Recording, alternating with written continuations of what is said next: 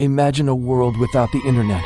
No scrolling, no streaming, no searching, just silence. Sounds like a sci-fi nightmare, right? Well, back in 2012, millions of people believed this nightmare was about to become a reality. There was one day the entire internet was supposed to shut down forever.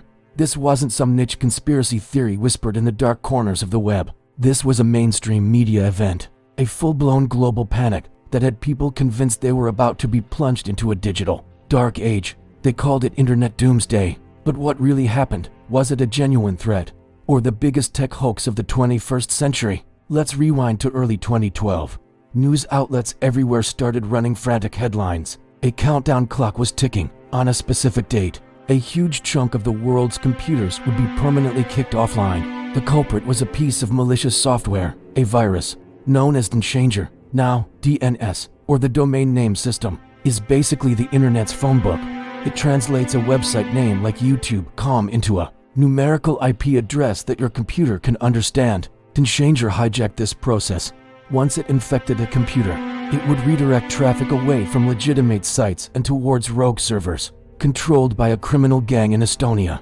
These criminals made millions from this scheme by pushing fraudulent ads onto unsuspecting users. This was a serious cybercrime operation, so serious, in fact, that the FBI got involved. In a massive international sting operation called Operation Ghost Click, law enforcement arrested the gang and seized their servers. But here's where the doomsday clock started ticking. The FBI couldn't just shut down the rogue servers immediately. Why? Because hundreds of thousands of computers were still infected with Doomsday. If they flipped the switch, all those infected machines would lose their internet phonebook. They wouldn't be able to connect to anything. They'd be cut off. To prevent this sudden digital blackout, the FBI did something unprecedented. They took control of the criminal servers and replaced them with clean, legitimate ones. It was a temporary fix, a life support system for the infected parts of the internet. But it couldn't last forever. The FBI announced a final deadline, July 9, 2012.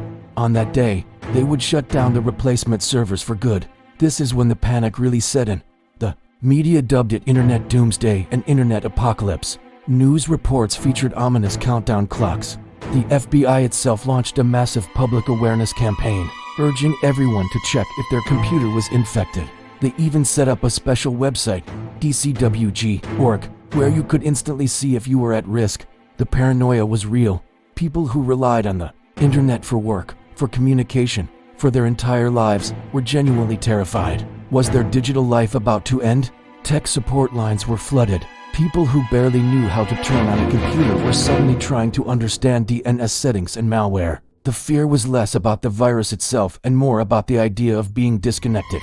The psychological fallout was fascinating. It revealed just how deeply the internet had woven itself into the fabric of our society. The thought of being cut off felt like a kind of death. It was a modern-day apocalypse scenario, not of fire and brimstone, but of loading screens and error messages. We had become so dependent on this global network that the threat of its absence triggered a primal fear of isolation. It showed us that our biggest fear wasn't a computer virus. It was being left alone in a silent, disconnected world. We weren't just afraid of losing access to websites. We were afraid of losing access to each other. So what happened on July 9, 2012? Did the internet end? Well, you're watching this, so no. The day came and went with barely a whisper. The FBI, along with tech companies and internet service providers, had done their job.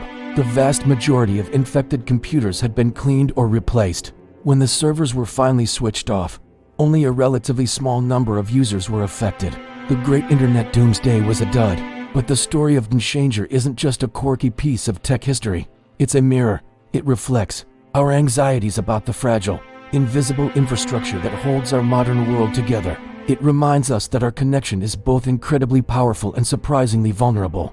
So, if there's one lesson to take away, it's this: when the world ends next time, it'll be in offline mode. Thanks for watching. If you found this trip down memory lane interesting, make sure to like and subscribe for more deep dives into the weird and wonderful history of the internet. See you in the next one.